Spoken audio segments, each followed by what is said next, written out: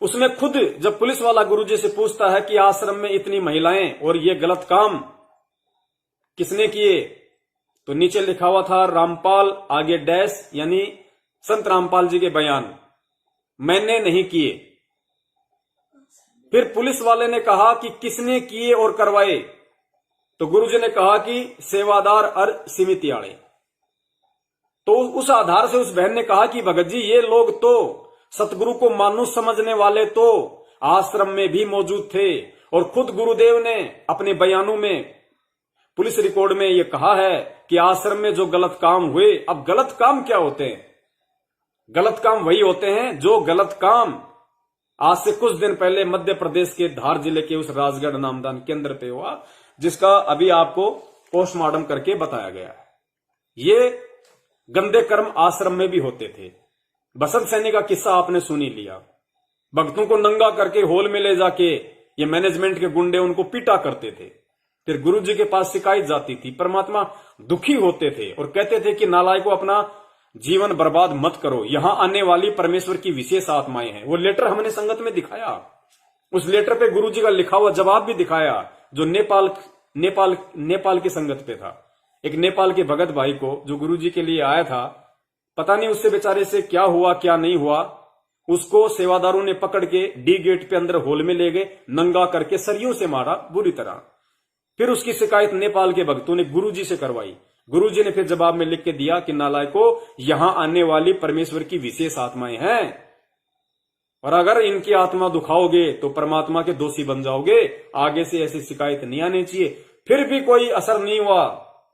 फिर दास के आंखों देखी बात है, दास वहां पे बाथरूम की सेवा करता था। दास ने गुरुदेव से जाके प्रार्थना की थी कि हे परमात्मा, दास बाथरूम की सेवा करना चाहता है, लैट्रिन साफ करने की, क्योंकि मुझे किसी ने बताया कि बाथरूम की सेवा और जूते साफ करने की सेवा बहुत अच्छी सेवा है।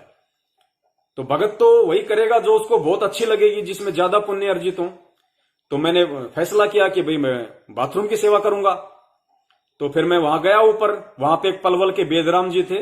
बेदराम जी रिटायर्ड मास्टर, अब शायद पता नहीं भक्ति मार्ग में है या नहीं है, मुझे नहीं पता, काफी टाइम हो गया, मेरी उनसे कोई मुलाकात नहीं है। हरियाणा का स्टेट कोऑर्डिनेटर था अमन गोदारा, रामकुआर ढाका राष्ट्रीय समाज सेवा समिति का अध्यक्ष रामकुआर, और ये बलवान जाखड़, हम सब लोग ऊपर रहा करते थे। वहीं हम परमानेंट जब 3 दिन के लिए रहते थे तो सब लोग बाथरूम में, वहां ऊपर ही हमारा एक अलग से मकान था, वही हमारा सामान रहता था, वही हम लोग अपना भक्ति जो भी करते थे और जो भी अपना सेवा करनी होती थी सत्संग के समय, क्योंकि सत्संग के समय संगत वहां पे पंडाल में बैठ जाती थी और 3-4 घंटे का हमें टाइम मिल जाता था। उस टाइम हम वहां पे पूरी सफाई करते थे बाथरूम की। तो दास गुरुजी के पास गया, गुरुजी से प्रार्थना की कि गुरुदेव, दास बाथरूम की सेवा करना चाहता है। तो गुरुदेव ने कहा कि बेटा कहां से है? तो दास ने कहा कि परमात्मा, दास जयपुर से। हालांकि उस समय मुझे ज्ञान आधार नहीं था, मुझे नहीं पता था कि परमात्मा क्या सवाल कर रहे हैं और मैं नीच क्या जवाब दे रहा हूं। गुरुदेव कह रहे हैं बेटा कहां से है, और मैं कह रहा हूं कि परमात्मा जयपुर से हूं। अंतर्यामी को बता रहा हूं मैं कि परमात्मा जयपुर से हूं, जबकि ये शब्द मेरे मुंह से निकलना नहीं चाहिए था कि मैं जयपुर से हूं। यानी मैं बता रहा हूं, मैं अपने गुरु पे शक कर रहा हूं, संदेह कर रहा हूं, लेकिन पुण्यात्माओं वो नासमझी वाला शक था। अगर आज ऐसी स्थिति हो तो दास वो गुस्ताखी नहीं करेगा, और उस जवाब के लिए भी दास परमात्मा से आज क्षमा प्रार्थी है। दास ये कहता कि हे परवरदिगार, हे मालिक, हे परमेश्वर, आप अंतर्यामी हैं। परमेश्वर आप सब जानते हैं। परमेश्वर कौन आत्मा कहां से है, कितनी बार कितने भाव में गई, कितनी बार कहां गई। परमेश्वर दास के लिए क्या आदेश है मालिक? ये दास की विनती होती। अगर ज्ञान होता तो उस समय, अगर इस मार्ग को इतना समझ चुका होता तो, लेकिन नया नया नाम लिया था 5-6, दास ने 12 अप्रैल 2013 में नाम लिया, साल भर बाद के ये इन दुष्टों ने कांड करवा दिया। अब 1 साल में कौन कितना ज्ञान समझे? आज हम नहीं देख रहे 20-20 साल वाले आज इनके चप्पल चाट रहे हैं सार नाम लेके, तो दास को 1 साल में कहां से ज्ञान हो जाता? गुरु जी का बेटा बेटी बन के अपने चचा जान के कंधों पे राम लक्ष्मण की तरह बैठ के हवाई खेल रहे हैं संगत के दान पे, इस दास को 1 साल में कहां से ज्ञान हो जाता? ये सार नाम प्राप्त करके बताओ, नामदान केंद्र खोल के मां बहनों के साथ में ऐसी घटिया हरकतें कर रहे हैं और कहते हैं हम बरवाला कांड से पहले नाम दीक्षित थे। तो पुण्यात्मा दास को उस समय 1 साल में कहां ज्ञान होना था? तो परमेश्वर ने कहा कि ठीक है बेटा, जाके नाम लिखवा दे और सेवा कर। तो दास वहां पे बाथरूम में जाके सेवा करने लग गया। कई दिन बीत गए, वहां पे थे तो परमात्मा की थोड़ी बहुत चर्चा भी चलती थी, बाकी राजनीति ज्यादा होती थी वहां पे। तो ऐसी कोई बात चल गई वहां पे, तो किसी ने कहा कि भाई जो ज्यादा सेवा करता है ना उसका परमात्मा मतलब विशेष लाभ देता है। और उसी समय दास ने एक परमात्मा का जिंद वाला एक सत्संग भी सुना था, जिसमें परमात्मा ने सेवा के विषय में बताया कि सत्संग में जब भी आओ जितना हो सके उतना अपने हाथ से सेवा करने की कोशिश करो, चाहे बर्तन धो, चाहे खाना बनाओ, चाहे भक्तों को भंडारा करो, सेवा करो, देखना फिर सेवा का प्रतिफल अलग ही होता है। और वहां बात चल रही थी मीटिंग में कि भाई जो जितनी ज्यादा सेवा करेगा परमात्मा उसको उतना ही ज्यादा आशीर्वाद देंगे। तो मुझे इतना ज्ञान तो था नहीं, अब मैंने अपने अंदर मैंने वो बात बैठा ली। सत्संग शुरू हुआ, हमें टाइम मिला सेवा का, अब 3 घंटे हमने सेवा करनी थी। तो उस दिन मैंने फैसला किया कि भाई आज मैं पहुंचा लूंगा वो वाइपर, और आज कम से कम 150 बाथरूम थे ऊपर, भाइयों के 150 थे, उधर माता बहनों के। तो माता बहनें सेवा करती थी और भाइयों वाले में हम लोग किया करते थे।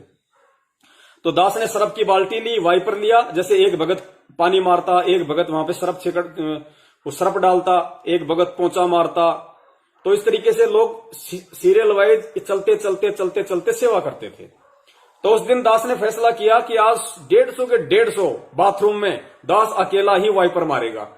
अब एक भगत था, वो आगे आगे लेके बाल्टी में घोल के सरफ और वो अपना डालता रहा, और दास धे धड़ा, उस समय थोड़ी हेल्थ भी ठीक थी, धे धड़ा पूरे 150 बाथरूम दास ने अकेले ने साफ किया, पसीने में तरबतर हो गया।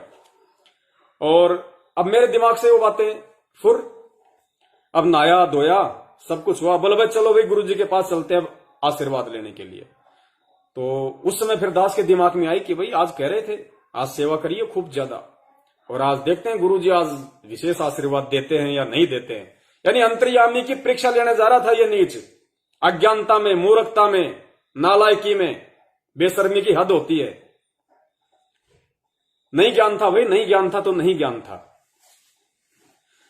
तो दास वहां पे लाइन में लग गया, और दास के मन में यही कि देखते हैं आज गुरुजी डबल आशीर्वाद देते हैं या फिर भगत लोग ऐसे झूठ बोलते हैं। और जैसे ही वहां पे जैसे लाइन में यूं खड़े हो जाते थे, एक लंबी सी वो दीवार है वहां पे 100 फुट की, तो भगत, और वहां पे दीवार पे परमात्मा ने उसके ऊपर वो लगवा रहे थे 2-2, 3-3 इंच के फोम के गद्दे, जैसे आते हैं ना ये क्या बोलते हैं इनको, ये थर्माकोल टाइप वाले प्लास्टिक के। तो परमात्मा ने उस दीवार पे वो थर्माकोल लगवा रखा था, ताकि मेरे बच्चे मेरे इंतजार में, जब मैं आशीर्वाद देता इधर आऊं इधर जाऊं, तो मेरे बच्चे जो यूं वहां पे जो रखेंगे हाथ, तो उनके यहां पे किसी प्रकार का कोई दर्द ना हो। इतने दयालु परमात्मा है। तो हम लोग उस दीवार पे और यूं हाथ करके यूं देख रहे सब वहां कि आ गए गुरुजी आ गए वापस, और गुरुजी सबको यूं आशीर्वाद देते देते देते फिर वापस आना, फिर वापस जाना, 2-3 घंटे तक। अब जैसे ही गुरुजी आए, मेरे दिमाग में वो बात कि देखते हैं गुरुजी आज डबल आशीर्वाद देते हैं नहीं देते हैं। अब परमात्मा की मौनी सूरत, परमात्मा का रूप, परमात्मा का तेज, आप लोगों ने तभी खाली फोटो में देखा है परमात्मा को, या इस टेलीविजन में देखा है। जब परमात्मा को साक्षात देखोगे तो शुद्ध बुद्ध भूल जाती है आदमी की। शुद्ध बुद्ध कौन हूं क्या हूं कुछ नहीं ध्यान रहता आदमी को। घर में चाहे आपके मांगने वाले बैठे हो 10 लाख रुपए की, नहीं दिया तो पुलिस में ठोकेंगे, सब भूल जाओगे आप जब परमात्मा आपके सामने होंगे। तो जब गुरुजी आने लगे पास में, और जब 8-10 भगत रह गए, और 8-10 भगत के वहां पे दास यूं, अब दास के दिमाग से सब निकल गया, कुछ नहीं, कोरा कागज, बस परमात्मा के चरणों में या उनके चेहरे पे ध्यान, बस, और कुछ ध्यान नहीं इसके अलावा। और जैसे परमात्मा दास के पास में आए, दास ने नीची गर्दन की, आंखें बंद, परमात्मा ने एक बार तो सर पे हाथ रखा, और फिर परमेश्वर ने 2 बार यहां हाथ मारा। पहली बार 1 साल में यूं, और कहा बेटा शाबाश, बेटा शाबाश, और परमात्मा आगे निकल गए। मेरे कुछ ध्यान नहीं, वापस आ गया, वहां चला गया ऊपर। उसके बाद में फिर वो प्रसाद वितरित होता है वहां पे परमात्मा का, सत्संग के बाद। तो मेरी ड्यूटी थी वहां पे बाथरूम में, जो हरियाणा का स्टेट कोऑर्डिनेटर था उसको मैं डबल दिया करता था। वो डबल खाता था। एक और था, क्या नाम था उसका, बुढ़ा सा था, हरियाणा का ही था, उसका नाम भूल गया मैं, कहते तो हैं उसको जोटा भगत, क्या कहा करते थे, ऐसा कुछ नाम था उसका, जोटा था या कुछ ऐसा था। भूल गया मैं नाम, ऐसा ही नाम था उसका। तो वो डबल डबल लेते थे, तो वो मेरे को भेजते थे कि भाई बागड़ी, मैं राजस्थान से था तो राजस्थान वालों को बागड़ी कहते थे, तो बोला बागड़ी जा ले आ प्रसाद, और मैं ढंग से लेके आता था। मुझे नहीं पता था कि भाई समान रूप से वितरित होना चाहिए, परमेश्वर का प्रसाद है, ऊंच नीच नहीं होनी चाहिए इसके अंदर, लेकिन नहीं ज्ञान था उस समय, और उस समय वो भर भर के मुठा उनको दे दिया करता था। तो उनको प्रसाद दे दिया, उसके बाद में जब थोड़ा सा बचा तो मेरे को फिर किसी दूसरे भगत ने दिया, मैंने लिया और मैं खाने के लिए बैठ गया। अब जैसे मैं खाने के लिए बैठा और फिर मेरे दिमाग में वो बात आई तो एकदम से मैं हक्का बक्का, ओहो आज तो परमात्मा ने डबल आशीर्वाद दिया। पुण्यात्माओं, फिर दास को बिल्कुल ये हो गया था अपने अंदर, जितना परमेश्वर ने दास पे दया की कि भाई ये अंतर्यामी परमात्मा है, ये मेरे मन की बात थी। ये जिस प्रकार जो रामानंद जी के जो मन की बात थी, रामानंद जी ने जो मानसिक पूजा वहां की थी, और उस दिन रामानंद जी ने उस शालिग्राम के अंदर माला पहनाने से पहले मुकुट पहना दिया, और जब मुकुट पहना दिया तो रामानंद जी ने देखा कि माला मुकुट के अंदर से अब जाएगी नहीं, तो मेरी तो भक्ति खंडित हो गई। तो वो परेशान हुए, और फिर गुरुदेव ने बताया कि उधर से 5 वर्ष के बच्चे के रूप में कबीर परमेश्वर ने कहा कि रामानंद जी ये गुंडी, ये जो है इस माला की ना, ये गुंडी खोल लो और गुंडी खोल के गले में डाल दो, मुकुट उतारना नहीं पड़ेगा। अब रामानंद जी ने देखा रे ना कोई मूर्ति, ना कोई मुकुट, ना कोई माला, मैं तो मन से पूजा कर रहा था, और बीच में ये पर्दा लगा हुआ, और उस धानक के बच्चे ने मेरी मन की बात पकड़ ली, भाई ये है भगवान, ये है अंतर्यामी। तो पुण्यात्माओं, उस बात का केवल या तो मुझे पता था या फिर मेरे सतगुरु को पता था, और वो डबल आशीर्वाद परमेश्वर ने मुझे पहली बार दिया। एक बार सिर पे दिया नॉर्मली जो देते हैं, उसके बाद में 2 हमारी कंधे पे खींच खींच के बोले शाबाश बेटा शाबाश। तो वो उस दिन से दास को जितना परमेश्वर ने आभास करवाया कि भाई ये अंतर्यामी है, ये कोई गांव दनाना जिला सोलीपत हरियाणा का ये नंदराम जाट का बेटा रामपाल नहीं है, ये तो सारी सृष्टि का राम है, और सारी सृष्टि का पालन करने वाला पाल है, रामपाल। पुण्यात्मा, वो दिन है और आज का दिन है, और उसके बाद दास पे परमात्मा निरंतर दया ही करते गए, और आज स्थिति ये है कि इस पूरी पृथ्वी के ऊपर खुद वो परमात्मा तीनों युगों में आके चले गए, और जितने भी ये नकली संत महंत शंकराचार्य हैं जो लाखों की संख्या में होके मर गए, और आज भी कहते हैं कि हिंदुस्तान में 72 लाख संत महात्मा हैं। ये रिकॉर्ड है चारों युगों का कि पहली बार इस पृथ्वी पे अगर किसी ने अपने सतगुरु को परमात्मा के रूप में देखकर, परमात्मा मानकर, अगर उसका प्रकट दिवस मनाया है इस पूरी पृथ्वी पे, तो केवल और केवल सतसेवकों ने मनाया है, और हृदय से मनाया है। मनाया तो कमाल ने भी था, मनाया तो 650 साल पहले कमाल ने भी था, लेकिन कमाल का मकसद क्या था? केवल दिखावा, ड्रामा, भक्तों को लूटना। लेकिन सतगुरु को परमेश्वर मान के और पूरी पृथ्वी पे वक्त गुरु का अगर किसी ने प्रकट दिवस मनाया है, अगर उसको कबीर परमेश्वर माना है, तो केवल इस पूरी पृथ्वी पर सतसेवकों ने सन 2009 में प्रकट दिवस मनाना शुरू किया, और सन 2020 में, सन 2019 में सबसे पहले सतसेवकों ने मेरठ में ये प्रकट दिवस मनाया, और उसके बाद में 2020 आया तो हमने तो मनाना ही था परमात्मा का प्रकट दिवस। फिर मैनेजमेंट ने नई चाल चल दी, काल भगवान ने इनमें नई चाल चल दी कि यार अपने को भी कुछ मनाना चाहिए, कुछ तो करना चाहिए। तो इन्होंने कहा कि गुरुजी का आदेश है मेरा जन्मदिन मनाओ। देखो इन मूर्खों की हरकत है।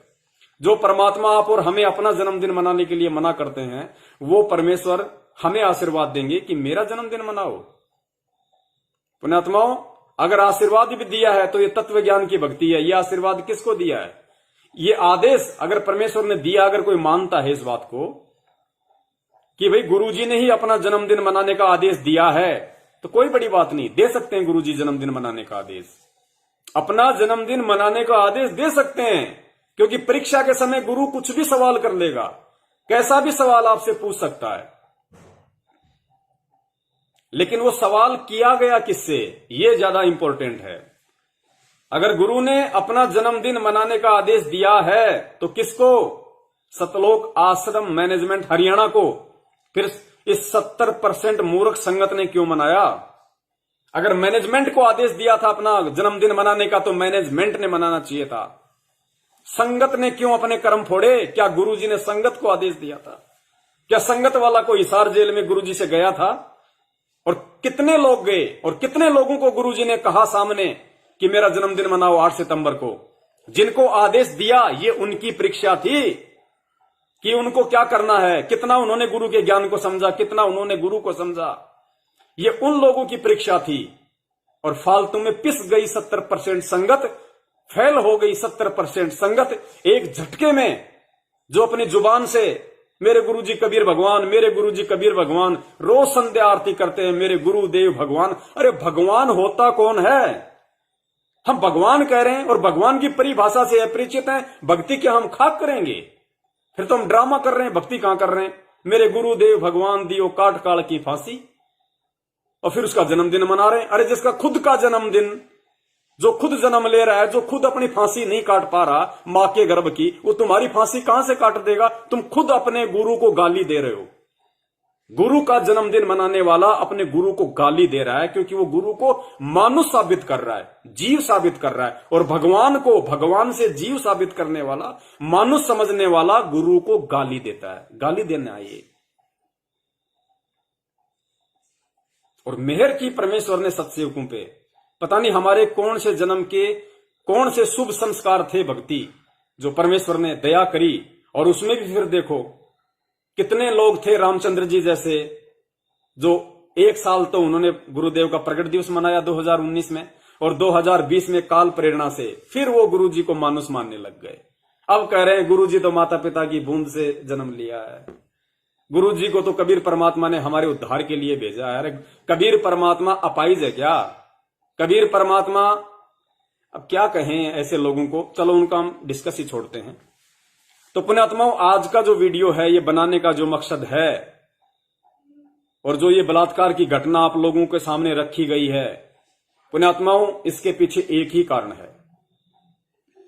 और इसका सबसे बड़ा जो रीजन है इस घटना का, ये काल की बहुत बड़ी चाल। ये ध्यान रखना, ये धर्म युद्ध चल रहा है इस समय। ये लड़ाई खत्म नहीं हुई है, कहीं आप लोग समझो कि लड़ाई खत्म हो गई, परीक्षा समाप्त हो गई। नहीं, यही सबसे बड़ी दाव, ये सबसे बड़ा दाव खिलाए एक और काल ने, और एक चाल खेली। क्योंकि काल जितनी भी चाल चलता है, जितनी भी घटिया चाल वो चलता है, और चाल क्यों चलता है वो?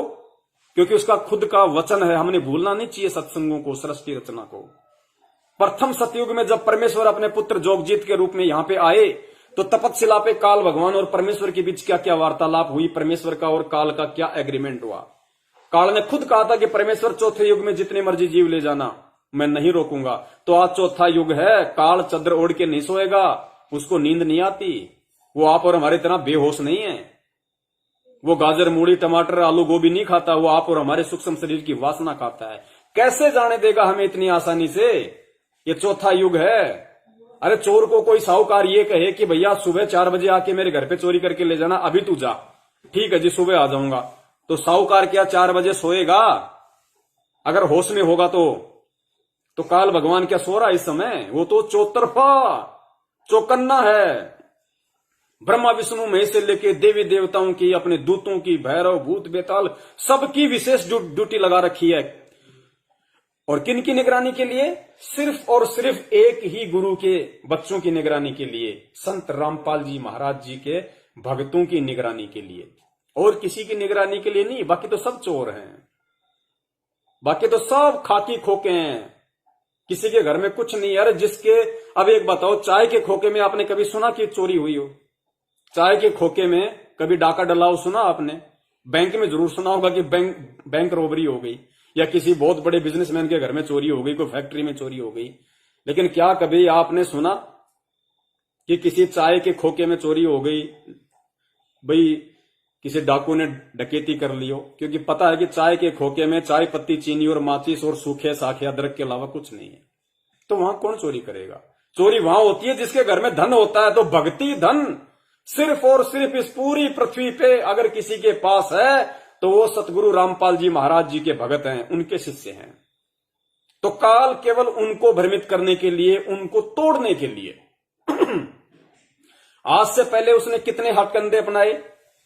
जब से गुरुदेव जेल गए हैं तब से उसने क्या क्या हथकंडे अपना लिए संगत को गुरु से दूर करने के लिए, क्योंकि उसका एक ही मकसद है काल का। इस समय काल भगवान का सिर्फ एक ही टारगेट है, ध्यान रख लेना। गुरुदेव ने बता दिया स्पष्ट रूप से, एक ही टारगेट है कि बच्चों इस काल का मुख्य टारगेट है तुम लोगों को मेरे से दूर करना।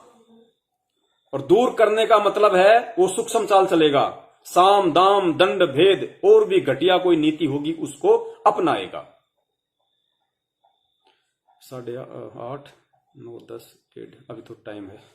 ये पुणात्माओं के आगे 4 घंटे होते ही शायद ऑटोमेटिक लाइव डिस्कनेक्ट हो जाता, तो शायद अभी तो 2.5 घंटे हुए, तो कोशिश करेंगे जल्दी इसको निपटाने की। बाकी आप थोड़े में समझ जाओगे, परमेश्वर ने बहुत दया कर रखी है आप लोगों के ऊपर। अब तो इस समय उसकी सबसे बड़ी चाल यही है कि इस पृथ्वी पे जो सत भक्ति मार्ग चल रहा है, जो मेरे जाल से इन आत्माओं को निकालने का मार्ग बता रहा है, और जिस सत भक्ति से आत्माएं मेरी हद से बाहर जा रही हैं इस पूरी पृथ्वी पे, वो एक ही मार्ग है, वो है कबीर मार्ग। कबीर मार्ग, और कबीर मार्ग का प्रेरणा संत रामपाल जी महाराज स्वयं परमेश्वर आया हुआ है कि 12वें पंथ में हम ही चल आवे, सब पंथों को मिटा के एक पंथ चलावे। तो परमेश्वर ने सन 1994 से ये सत कबीर पंथ चला रखा है। तो इस सत कबीर पंथ में जो आत्माएं हैं लाखों की संख्या में, उनको सतगुरु से दूर करना ही काल का मुख्य टारगेट है। और सोचो 21 ब्रह्मांड का स्वामी है, अगर एक टारगेट लेके बैठ गया। आप ये राजनेताओं की हरकतें आप अच्छे से सुनते हो, इनका टारगेट बन गया कि 5 विधायक तोड़ने, तो चाहे कितने बड़ी पोस्ट पे बैठा हो उसको 5 विधायक तोड़ने हैं, चाहे अरबों देने पड़े, चाहे करोड़ों देने पड़े, चाहे दंगे करवाने पड़े, वो विधायक वो तोड़ के रहेगा, क्योंकि उसने टारगेट बना लिया। उसको अपनी सीट बचा के रखनी है, उसको राजनीति करनी है। तो इस प्रकार इस काल का वर्तमान में एक ही टारगेट है पुण्यात्माओं। बाकी संत महंत शंकराचार्य उसके निशाने पे नहीं है। क्यों नहीं है? हम सबको अच्छे से पता है, गुरुदेव ने बताया कि बाकी तो सब उसी के भेजे हुए एजेंट हैं। ये जितने भी नकली संत महंत पंथ इस पूरी पृथ्वी पे, एक संत रामपाल जी महाराज जी के असली कबीर पंथ के अलावा जितने भी नकली कबीर पंथ हैं, जितने भी निरंकारी पंथ हैं या दूसरे पंथ हैं, ये उसके टारगेट पे नहीं है। उसके टारगेट पे केवल एक ही है। अरे इसको झटका लगा, इसको लक्की इधर जिमी, इधर जिमी, इसको लाइट का झटका लगा देख। ये उधर से आई है ना, गेट के ऊपर से लाइट का झटका लगा, शायद बाहर इसको बच गई मालिक की दया से। तो उसको कल ठीक कराओ यार।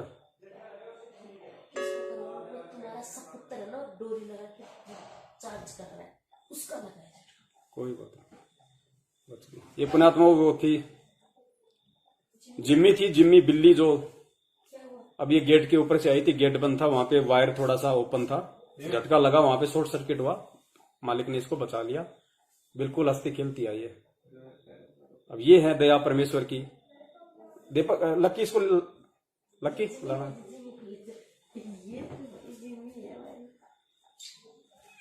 हाँ जा। अभी देखो हल्की सी लंगड़ाती सी आई थी, उधर से पूरा शॉर्ट सर्किट हुआ। अब देखो कुछ नहीं, परमेश्वर की दया से। अब पुण्यात्माओं ये है वो सत भक्ति। अब देखो बैठे बैठे परमात्मा ने आप लोगों को एग्जाम्पल दे दिया। परमेश्वर कहते हैं जिस घर में मेरी भक्ति होती है उस घर के पशु पक्षियों की भी परमात्मा रक्षा करता है, सुरक्षा करता है। ये परमेश्वर ने अपने सत्संगों में कहा हुआ है कि उस घर के पशु पक्षियों पे भी ऐसी कोई आपत्ति नहीं आने देगा परमात्मा, जिस घर में भक्ति होती है, जो गुरु को परमात्मा मानते हैं। अब आपकी आंखों के सामने है। तो इस समय काल का केवल एक ही मकसद है, इस पंथ से आत्माओं को तोड़ना। और पुण्यात्माओं ये उसी काल भगवान की सूक्ष्म चाल का एक हिस्सा था। ये एमपी के राजगढ़ की घटना। अरे हेमंत जाओ बेटा, उधर जाओ। अंशिका जाओ, उधर जाओ, गेट बंद करो, अब जाओ, उसको जिम्मी को उधर ले जाओ। उसको दूध डाल बेटा। हैं? पी कब लिया? अभी तो आई बाहर से। बंद कर लो, गेट बंद कर लो इधर। तो पुण्यात्मा एक ही टारगेट है उसका, और उसी टारगेट का एक हिस्सा थी ये बलात्कार की घटना, ये बहन के साथ में ज्यादती की घटना। और इस घटना के माध्यम से, इस काल भगवान की सूक्ष्म चाल के माध्यम से उसने ये तीर छोड़ा था संगत पे। फिर उसने एक तीर छोड़ा, जैसे पहले इसने राजनीति का तीर छोड़ा कि कितने लोग मेरे जाल में फंसते हैं, उस तोते की तरह कि शिकारी आएगा, दाना डालेगा, हम दाना खाएंगे नहीं तो जाल में फंसेंगे कैसे। और गुरुजी ने कहा कि सबसे पहले वो तोता जाके जाल पे बैठ गया और फंस गया, और बाकी उसके पीछे पीछे आ गए सारे। तो जितने भी ये रट्टू भगत थे जो कहते तो संत रामपाल जी महाराज परमात्मा है, परमात्मा है, हमारे गुरुजी तत्वज्ञानी है। अरे गुरुजी तो तत्वज्ञानी है, लेकिन तुमने कितना तत्वज्ञान भेजे में घुसाया, इंपोर्टेंट ये है। गुरु तत्वज्ञानी है ये इंपोर्टेंट नहीं, वो तो है ही, वो तो होता ही तत्वज्ञानी है, लेकिन उसके तत्वज्ञान को आपने अपने भेजे में कितना घुसाया ये इंपोर्टेंट है। तो उसने बहुत सारे चाल, बहुत सारे तीर काल भगवान ने आज से पहले मारे, आप सबको अच्छे से पता है। कभी राजनीति का, कभी आरक्षणबाजी का, कभी रैलियों का, कभी हरियाणा के बस वालों की रैलियों में शामिल होके, कभी SC ST में शामिल होके, कभी रक्तदान का, कभी देह दान का, ये नामदान के अंदर खोल खोल के संगत को ज्योति पाठ और दान के नाम पे लूट के DM CM PM के वहां पे रैलियां निकाल के, यानी सतगुरु के लिए देव इन नेताओं के आगे भीख मांगना कि हमारे गुरु जी की जमानत कराओ, हमारे गुरु की जमानत कराओ। 2 कौड़ी के नेताओं से DM CM कलेक्टर के आगे ज्ञापन दे दिए इन्होंने, पूरे हिंदुस्तान में भक्तों की रैलियां निकलवा दी गुरु जी की जमानत के लिए। एक DM से प्रार्थना कर रहे हैं। इतनी प्रार्थना अगर ये संगत उस परमात्मा से करती तो शायद वो परमात्मा कब का दया कर देता। तो ये काल भगवान ने तीर छोड़े अपने एजेंटों को निमित्त बना के। काल एजेंट सतलोक आश्रम मैनेजमेंट हरियाणा को निमित्त बना के ये सारे कुक्रम संगत से करवाए पिछले 7 साल से। और कितने लोग इस कुक्रम में धसे, अपने कर्म फोड़े, परमेश्वर से दूर हुए, अकाल मौत के कारण बने। बहुत कुछ संगत को उसने तोड़ लिया। बचे कुचे लोग, उनके ऊपर फिर उसने ये जाल फेंका, क्योंकि जो नए भक्त जुड़ रहे हैं परमात्मा से वो प्योर आत्मा है, प्योर हैं वो, अभी उनको कोई गंदापन नहीं लगा। क्योंकि फर्जी नामदान केंद्रों से जो नाम दीक्षा ले रहे हैं, गलती उन आत्माओं की नहीं है जो नाम दीक्षा ले रही हैं।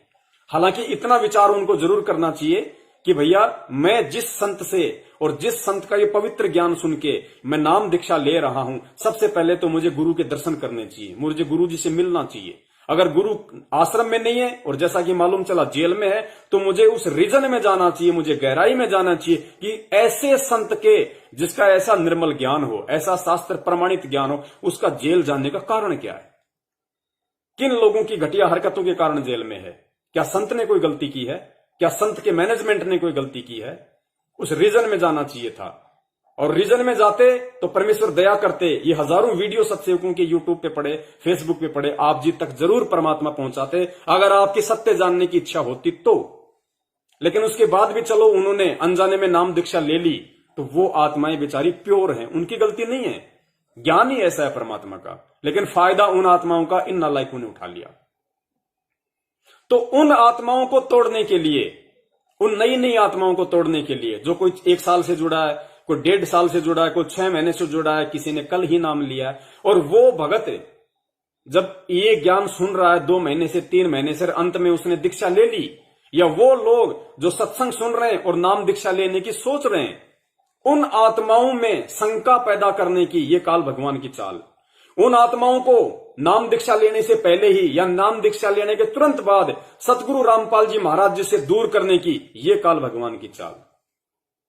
वो नहीं चाहता कि इस पंथ से, इस रहनुमा से, इस मसीहा से कोई भी आत्मा जुड़े और अपना आत्म कल्याण करवा ले। इसलिए उसने अपने एजेंटों को निमित्त बना के, क्योंकि देखो पुण्यात्माओं, जो काल भगवान के अंडर में होता है उसको काल भगवान नचाएगा, और जो परमेश्वर के अंडर में होता है उसको परमपिता परमेश्वर जी नचाएंगे। क्योंकि गुरुजी ने बताया 21 ब्रह्मांड एक शतरंज का पाड़ा है, 2 खिलाड़ी हैं, एक काल और एक ये दयाल, ये परमात्मा। ये शतरंज का पाड़ा है 21 ब्रह्मांड। और गोटियां जिनसे खेला जाता है वो है आप और हम जीव। और ये गोटी अगर काल के हाथ में आई तो काल अपने हिसाब से नचाएगा, और परमेश्वर के हाथ में आई तो परमेश्वर अपने हाथ से नचाएंगे। तो काल की जो चाल है वो यही है कि इन आत्माओं में शंका के बीज डाल दिए जाएं। और गुरु जी का सत्संग है कि या तो नाम दीक्षा लो मत, पहले ज्ञान को समझो अच्छे से।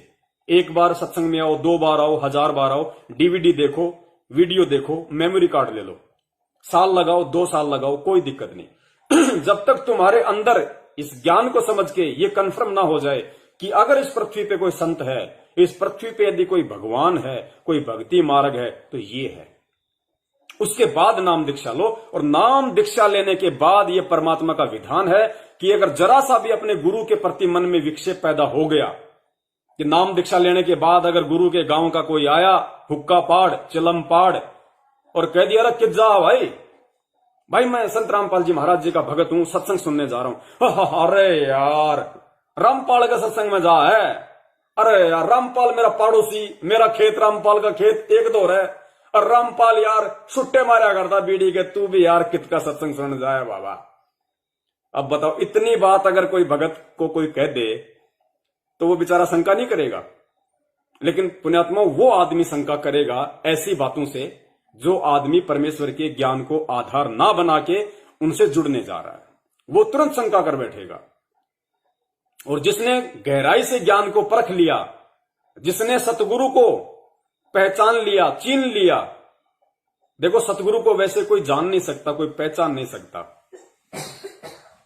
क्योंकि तुलसीदास जी की एक वाणी है कि जो कोई कहे मैं संत को चीन्या तो तुलसी तुरंत, जो कोई कहे मैं संत को चीन्या तो तुलसी तुरंत हाथ कान को दीन्या। कोई ये कहता ना कि मैंने संत को पहचान लिया, तो तुलसी कहते हैं मैं तो कान को हाथ देता हूं भाई। जो कोई कहे मैं संत को चीन्या तो तुलसी दोनों हाथ कान को दीन्या। संत को पहचानना इतना आसान नहीं, लेकिन किन लोगों के लिए और किस संत को पहचानना आसान नहीं?